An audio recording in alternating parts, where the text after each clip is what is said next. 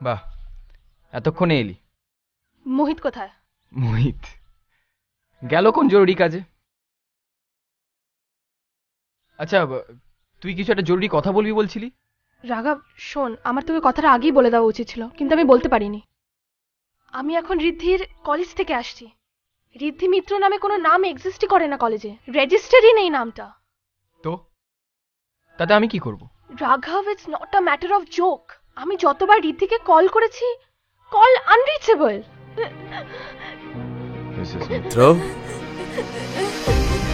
Mrs মিত্র,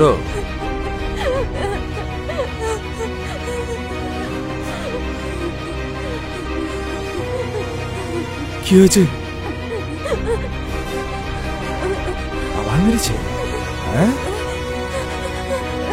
আজকে সব শেষ হয়ে যাবে। তুমি চিন্তা করো না, আজকে আজকে সব শেষ হয়ে যাবে।